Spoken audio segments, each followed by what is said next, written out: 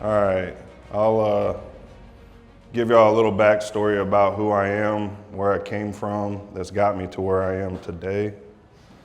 I've had a very rough past. For a long time, I didn't believe in myself. Constantly was chasing crowds, trying to get validation from other people to feel like that I was actually something. And by doing that, I got into the wrong crowds of, selling drugs, doing drugs. I've done just about every drug you can possibly think of. I was a meth addict, done coke, done Molly, smoked weed. I smoked weed all the way up until 5 months ago. A lot of other stuff I stopped probably 7 or 8 years ago.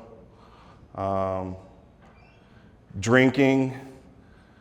I was real bad at drinking, and I was either your best friend or your worst enemy. And it got to a point where we were out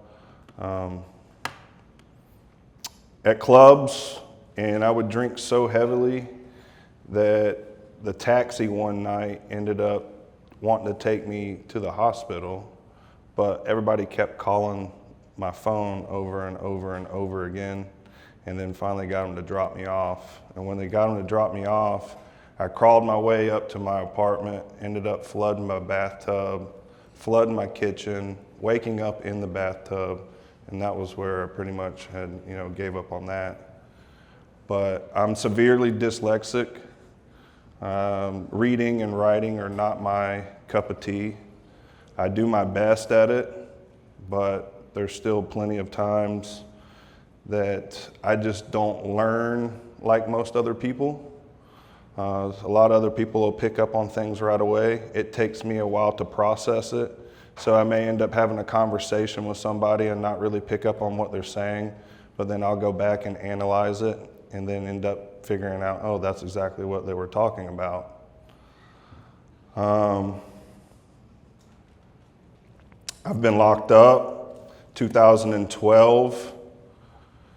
I ended up doing some time for selling drugs. I ended up going to go pick up my girlfriend at the time and going to go deliver some. We got in an argument. She got out, ran with the book bag. I went and grabbed the book bag. She fell down. I got back in my car, and the clerk called the cops on us, and I thought it was her. So I didn't get far from there and ended up getting locked up. That's pretty much the first time that, a lot of my stuff ended where, I thought I was on top of the world doing everything. Did my time, got out. Things still weren't going very well for me. I was living with my cousin, and my cousin ended up kicking me out. When she kicked me out, that's when I pretty much went homeless. I had a truck, I had a motorcycle, and I would ride around, going house to house, sleeping on your couch. And that's where that picture came from right there in the top right corner, is somebody that I would go and sleep on their couch a lot. In the ball cap is drugs, where I slept right next to it. And if you needed them, I was right there at the party, and I would, hook you up, get you your fix, and move on to the next place and continue doing my stuff. My only escape was riding motorcycles. I had a motorcycle that stayed in a storage building. I would go and hop on that motorcycle on Thursdays and go ride with a group of people. One day while riding, there's a group of guys that we would kind of break off with, and there was like 4 or 5 of us. Well, one of them ended up offering me a place to stay and only charged me $100 a week to live there, so I was able to save money. And I lived with him for a while and saw a better way. I was around more positive people. And by doing that, I ended up saving enough money to where I got out on my own. So in 2016, I finally moved out on my own, didn't have nobody. Normally I'd have roommates and all kinds of stuff, growing up. This was the first time ever going out on my own. Ended up going from apartment to townhouse. I was still peddling drugs, still, not doing the right stuff.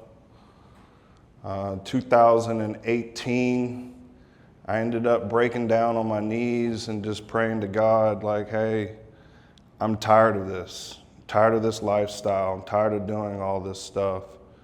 Well, in that same time, I also had to have a surgery done. When I had the surgery done, I remember telling the doctor, this stuff's not working. I'm not going to go to sleep. She was like, yeah, just give it like 10 seconds and you're going to end up passing out and you're just going to wake up. You're not going to remember none of this. Well, I ended up seeing God while I was, asleep during that surgery. And from that moment forward, within the next year, I ended up trying to get a house. The first house that I was going to go get, I got denied for, but I would have been still in the same area with everybody that I was doing drugs with. So there was a reason that I got denied that. And it shut me down to where I didn't even really want to even try again. But I had another little voice in my ear said, you need to try one more time. Ended up trying again. I ended up on a 20-acre farm in South Fulton where I raise goats now. And they accepted my offer. I went to Costa Rica, came back. They were like, hey, we need you to come sign the papers so you get the keys to this place. And I was like, oh shit, okay. I'm actually gonna, get this house. This is cool. Well, then I got there and I was running a bucket truck company at the time. And I'd make 30% profits off of that. The guy that I had in the truck made 70%. We did a lot of storm chasing. He was up in Kent Island, Maryland. Supposedly somebody put gas in my diesel truck, ended up blowing it up.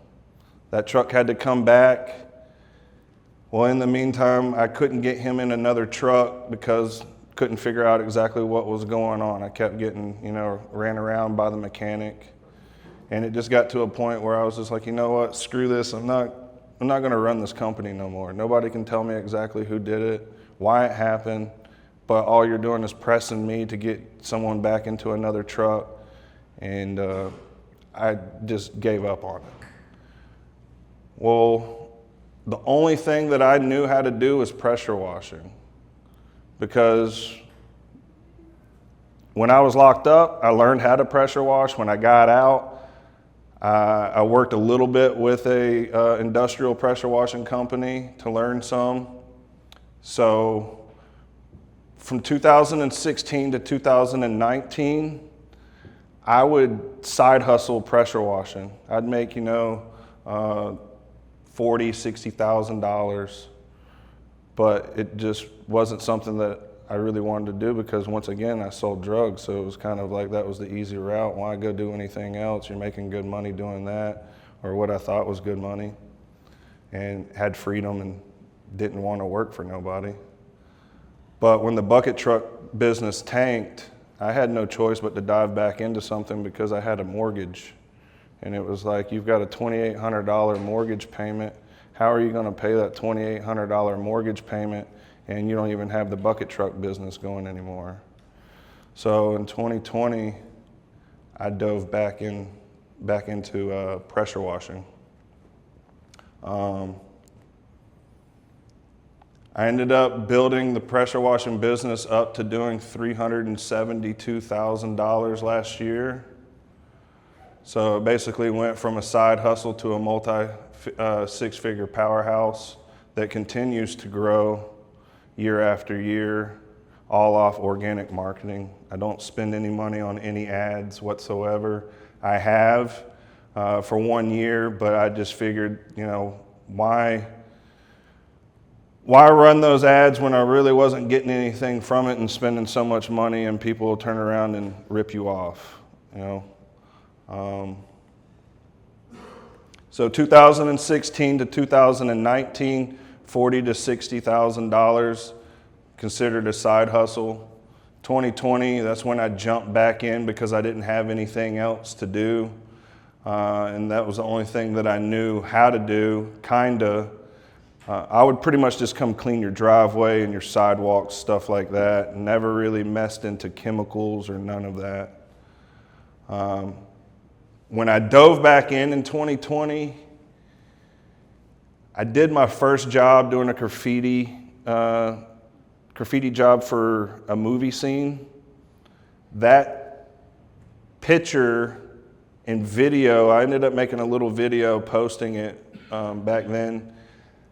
And then that picture and that video ended up getting across to one of my buddies that was in post-construction. He was working for a construction company. He contacted me and asked me if I would come out there and put a bid in on a storage building place that they were building up, and they needed pressure washing done. I didn't know how to bid it. I went out there, used my phone, went on FaceTime with my old boss, turned the phone around, and I was like, hey, you see this parking lot over here? He's like, yeah. He was like, that's pretty big for you. I was like, well, I need help bidding it. What would your numbers be if you wanted to land this? And he said, well, you're not going to want to go off my numbers. We're going to go a little bit below that, just so hopefully they pick you up, and you're going to have 1 in 3 shots. Well, because of it being my buddy, they ended up going with me. That's when I did $84,000 in 6 months, because they just kept giving me more work. The only thing about it is I had to learn how to use chemicals, and that was acid, muriatic acid. A lot of people don't want to mess around with the muriatic acid because it can end up burning you. And I dove straight into it and didn't look back. 2021, I did $84,000 in the whole year, and I was like, well, I can't depend on one company to feed me, because obviously I didn't grow any. So I started getting out and networking.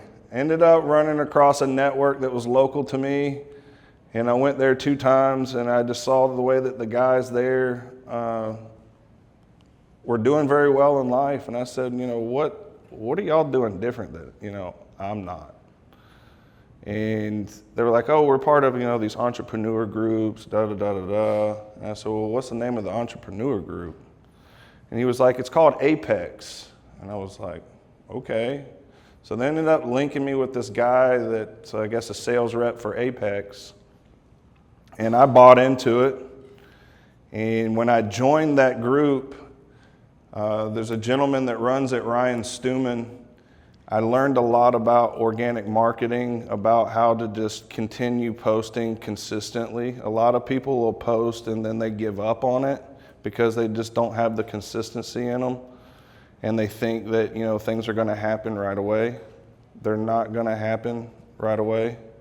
It takes a lot of compound moves, just like what John was talking about earlier with his penny. The more that you stay on top of it, just like anything else in life, the better that you'll get and the more results that you'll get.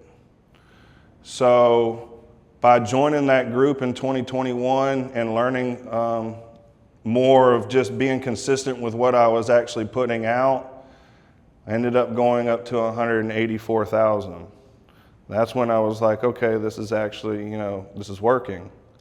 And I didn't even need ads, so I cut off all the ads that I had going in 2021, because at the end of the day, I didn't know if it was really even doing anything for me, and if it was, it definitely wasn't doing nothing that made me feel like it was, because I did the same thing with, in 6 months less. So to go a whole year and only make 84,000, I was like, there's just something that's not working, and I feel like it's the ads. So when I cut that off, went up to 184, that's when I just kept going at it and just kept learning different ways to put myself out there that I would stand out from everyone else. And one of the biggest things that I learned that you need to do is build brand awareness. And the only way to really build brand awareness is to believe, eat, and breathe your business. Because if nobody knows who you are, how are they supposed to come do business with you? So I didn't put out signs. I didn't do none of that. Normally in all my gear, I just decided today to wear my Led by Jesus shirt because I just felt like that was right to wear today. Because if it wasn't for him, I don't think I would even be standing here. So I just kept on, implementing, putting reels out there and just getting myself out in front of my audience. And the only way to really do that is to be authentic. Don't fake it. Don't sit here and think that everything's got to be perfect, because it doesn't have to be perfect. People like for you to make mistakes. They like for you to, for them to feel like that, they're not watching a movie script. I see so many people and hear so many people that are like, well, what if it's not this way, or what if it's not that way, or what if they think this or think that? And I don't care. I really don't care what anybody thinks. The only thing I care about is better in my life, better in my future, and actually having something that I can be proud about. So by doing that, I continued to grow. In 2023, it did 240,000. That's when I actually started adding in more people. But I also, that year, didn't make that big of a profit because I started adding in too many people. So I ended up backing away from having so much people work for me, thinking that I needed to get off the truck right away. You're going to have some people out there that say, get off the truck, that's the fastest way to grow, blah, blah, blah, blah, blah, blah. But to me, it's more about leading by example, because what I learned from running the bucket truck business, I didn't know nothing about it. So when it ended up going to tank, there was no way for me to fill in that shoe to go out there and go keep that business rolling. Nor did I believe in the people that I had working for me, because nobody could tell me the truth. Everybody wanted to lie to me. So in this business, I've learned every single process that there possibly is. That way, I attract the right people. I don't need you, but I want you. And if I can have that want of people where I can actually pour into them, that's the actual people that I want to work with me. I don't want the people that think that I need them. Because when people think that they need you need them, then that's when they take advantage of you. I mainly focus on post-construction stuff and commercial work. I don't really focus a whole lot on residential. And the main reason that I do that is because my avatar that I've built out from head to toe is after the guy that gave me my first post-construction job.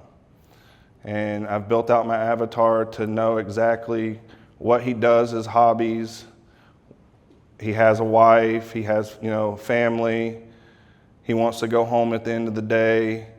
He just wants his job site to be nice and clean and not have no problems, because out on a post-construction site, you're going to have people out there giving him problems all day long. The last thing I want to do is be another problem to him. By doing that, that's allowed those type of people to turn around and spread out the word about who I am and what we bring to the table. But I also found a way for me to stand out in this industry, and how I've got myself to stand out is buying equipment, branding my trucks to just be completely different from anybody else. So by doing all of that, I ended up going up to 372 this last year with just 3 people.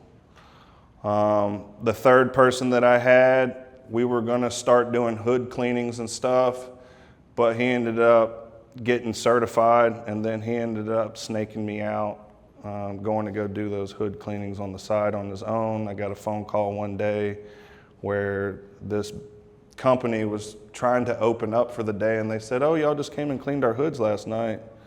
And I was like, "Who came to clean your hoods? Because we didn't clean no hoods." And they were like, "Oh, Jeff." And I was like, "Oh, okay."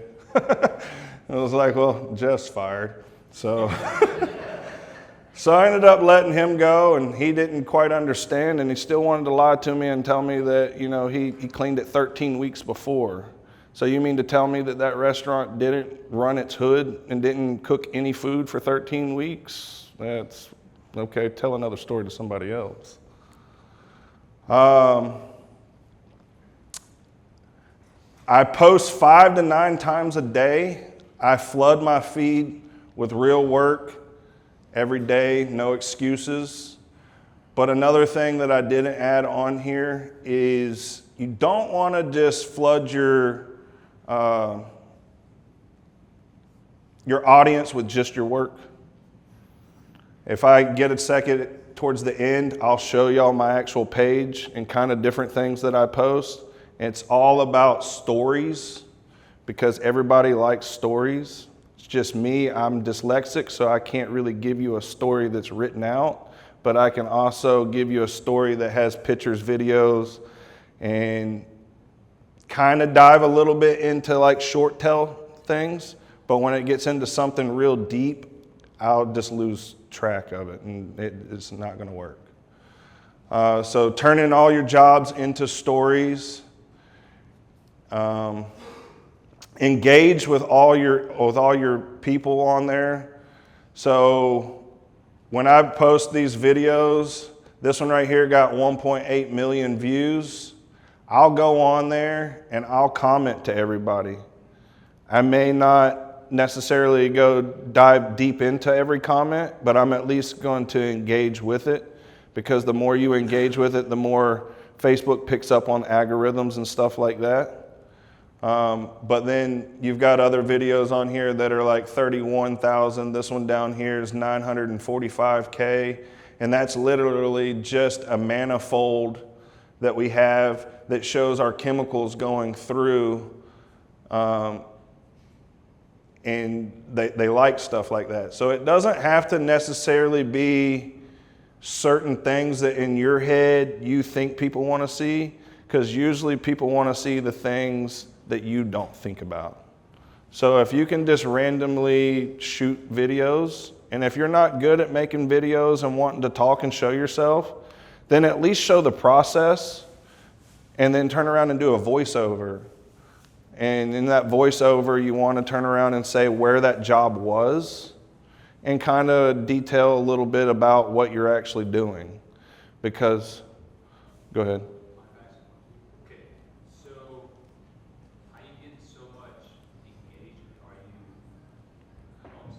How are you getting so much engagement? Are you using keywords?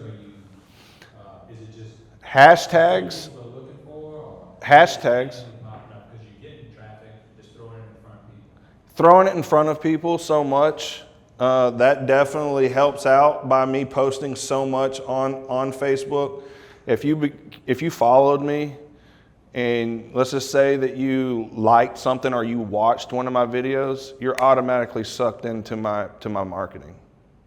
That's why when a lot of people that don't even follow me, they may have watched the video halfway, they're automatically sucked in. Then they'll turn around and comment later on, man, how come this stuff turns around and keeps on showing up on my page? Blah, blah, blah, blah, you suck, you're gay. And I'm like, whatever. So in shares, a lot of people will turn around and share these videos. Like they like it so much that they'll turn around and share it, and then I get their audience. Where if you just turn around and make a post of a before and after, you're only getting enough attention while people are engaging with that post.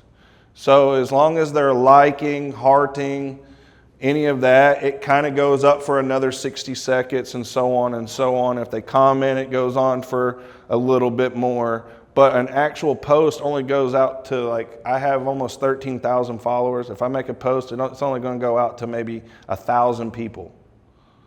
And then out of that 1,000 people, if people don't start liking it and commenting, then they're going to consider that a dead post.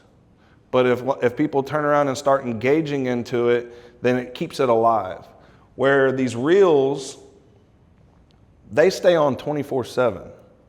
So I have videos that were made 3 years ago, 4 years ago, that I see in my notifications where somebody came on and liked it or commented on it. So that's constantly in people's face.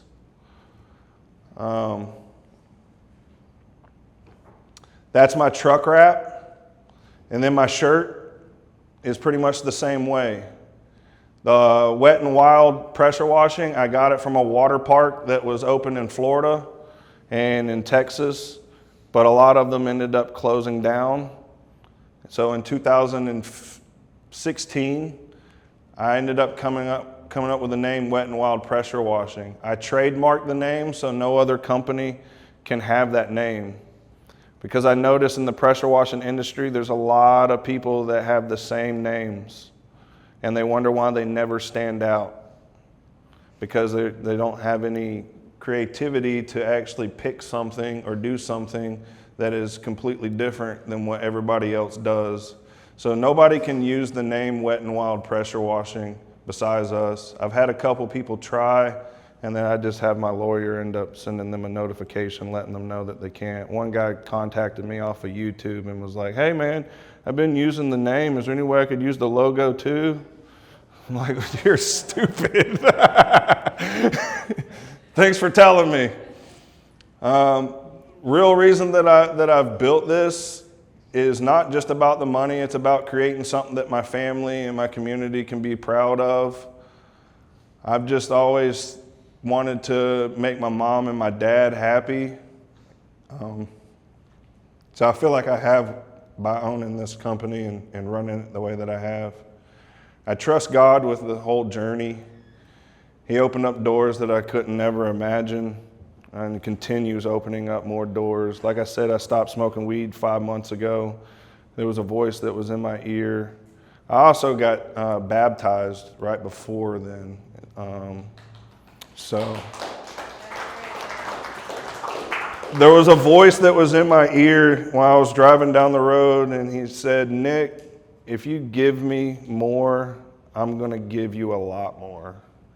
And it stood out to me. So the only thing that I could think of that I could actually give him any more of was me just completely going sober. And my mind's a lot clearer. I'm doing way better in life, my personal life. I can't complain at all. Where before I was just constantly trying to hide behind something, trying to numb out the world. But now I'm facing everything head on.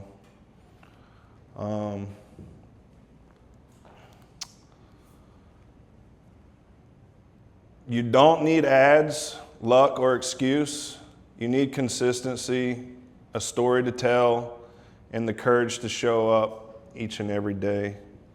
I'm going to back out of this, and I'm just going to show you on my page and dive in a little bit into that. That's not what I want. Is your main social media platform Facebook? Is that, sorry. Facebook and LinkedIn. Yes. I'm slowly building out the LinkedIn part. That's a little bit more difficult than Facebook, but I focus on commercial stuff. So LinkedIn is where all your commercial people are. Okay, that's the benefit of that. Yeah. Where your residential side, that's going to be more like Facebook, stuff like that. Homeowners are always on Facebook. Then you also got like TikTok and stuff, but I feel like TikTok and all of that's like more of a kid platform. So that's not really my cup of tea. You do residential, right? We'll do residential, don't get me wrong. I just don't focus on it. And the reason I don't focus on it is because that is not where we make a majority of our money.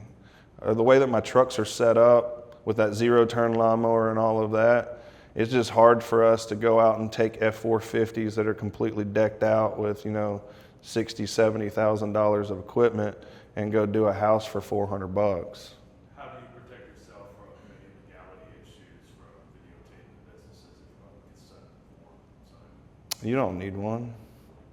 I mean, you might have that homeowner or something like that, or job site like the air base that we're on. You can't record down there, but they let you know straight up that, if you even have your phone in your pocket, they can turn around and come up and tap something on your phone, and it'll basically shut off all satellite and all accessibles for that phone to even work for X amount of hours. They have the right to crush your phone. You just find out those things beforehand. But majority of the jobs that we're out is like property management and stuff like that, so they don't really care. That's why I was wondering, because residential, typically down in our area, is you have to have consent in order to videotape and use it for business purposes. Yeah. So I mean, if they have that consent, just obey by that and don't do it. But I mean, I would like to say a majority of your work you probably can in some way or another. So what I mean by like setting up your page, you want to set up your page just like a business page. So when people turn around and come to my personal page, they see I'm the owner of Wet and Wild Pressure Washing. I also own Lights Gone Wild, which is a Christmas light company that we're just now diving into. I put on their speaker. I'm a farmer. I own goats. I'm part of Apex, and I've been part of Apex for 4 years. Then it, lets people know where I live. But then the very first video that you're going to turn around and see is this. To clean up this truck stop. Well, it ain't going to play on there so everybody can hear. But that's the first video that you'll see. I have it pinpointed on there, and the reason I have it pinpointed on there is because I want people to know exactly what our main focus is. Our main focus is pressure washing. So like y'all being gutter companies, you need to turn around and have something like that in the descriptions and all of that, and then also pinpoint whatever video or post or whatever has the most traction. This one didn't really have the most traction, but I would like to pick up more gas station cleanings. And in order for that to happen, people are going to need to know exactly what we do and that we can clean gas stations. This gas station in particular was 4 hours away from us. They contacted me and wanted me to give them an estimate. They also got estimates from people that were local. And because I have such a huge following, when I posted the gas station that we were going to be going down there to go clean, the guys that were putting the other bids in ended up contacting me, and they were like, what'd you get the job for? And I told them what I got the job for.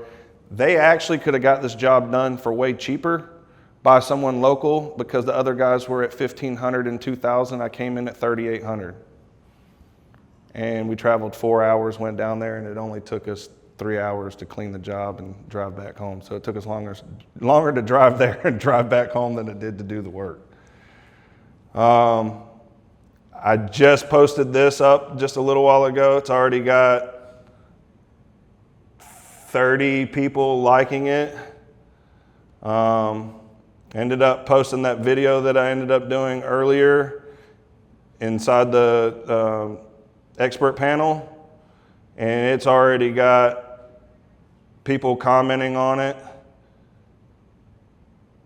And then I'll turn around and go back later on. So what I do is I allow a lot of people to comment, and then I'll later on go back and just like it, and then usually add a comment. So I'll go back and I'll just like all of these. And by me doing that, that's showing that I'm kind of engaging into it. Then later on, I'll go back and I'll add comments to it. And by me doing that, the algorithm picks up even more. So it'll showcase that video a lot more. But as you see, I'm not just adding stuff about pressure washing. I also add stuff about God. And that way I'm not burning everybody out. Because if I just posted just my pressure washing every day, all day long, you'd get burned out. You'd be like, dude, I know enough about Wet and Wild. But by me turning around and showing other things and then posts like this, now you're turning around and you're seeing who I truly am and what I actually like to put out there. And by doing that, I'm picking up an even bigger audience. So not only do I have an audience that just wants pressure washing or likes pressure washing, now I have an audience that's more into mindset, God, fitness, different things like that. And by doing that, that draws more people to us to actually use us for business. So I also put up there, things about me being sober. I'm not scared to put myself out there. A lot of people are scared to put themselves out there because they're afraid, being a business owner, that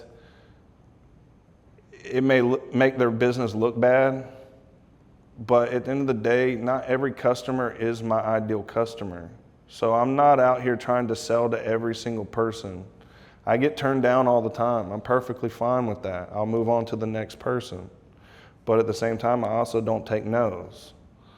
You turn around and tell me no, you might have told me no today, but you're not going to tell me no tomorrow or a month later or whatever it is. I'll continue coming back. You're literally going to have to tell me to fuck off. Or I'm going to call the cops on you. And if you haven't done that, then I'm going to follow back up with you. So yeah, I just post different things. I'm always posting. It's literally like every couple hours, I'll put something up. And you're not messing up anything by doing that. The more that you actually post, one post could get X amount of people, and then an hour later, another post could get another stretch of audience.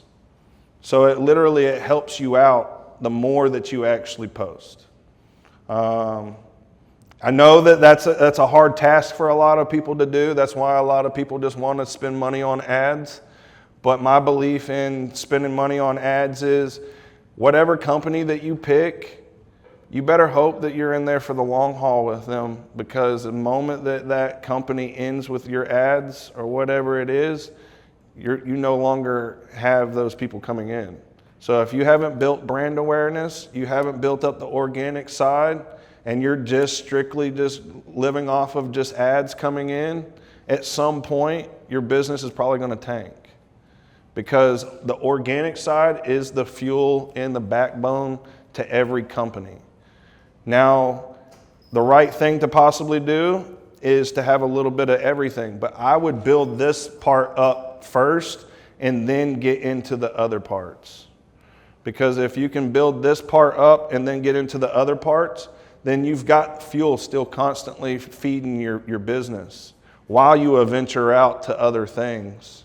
Instead of you putting all your money into this basket of someone running your ads and then it not working, or them turning around and going out of business, and then you no longer have anything coming in.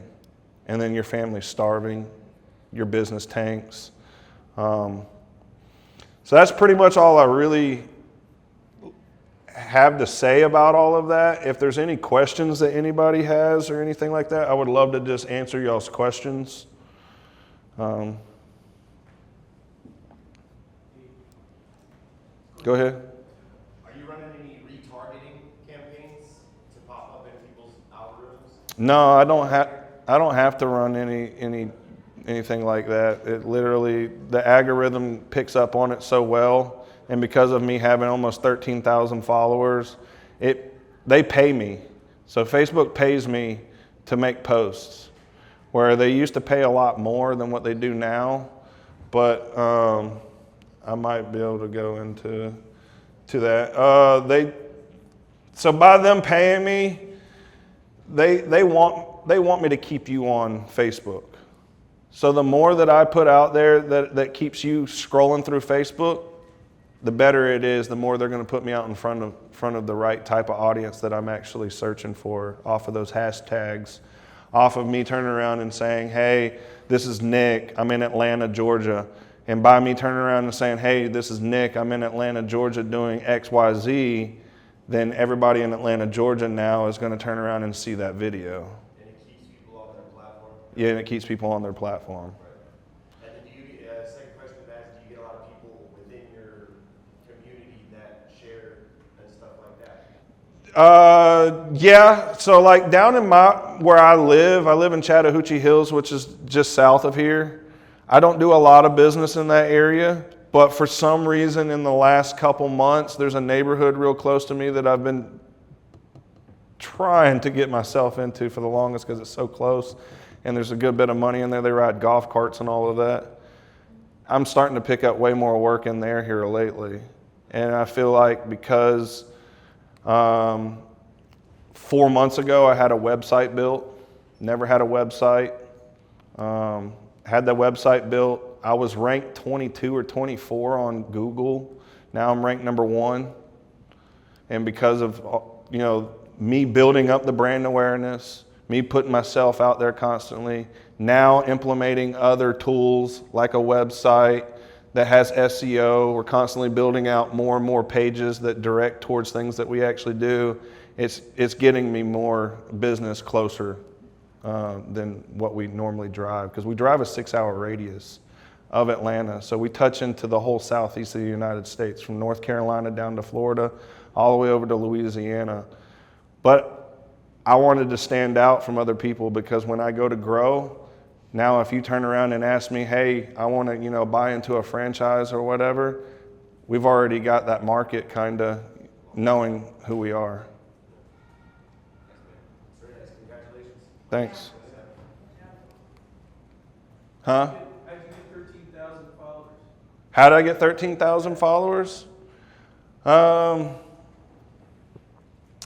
I turned it into a professional mode, but I've attracted all of them. They just constantly come in. I don't accept friend requests anymore.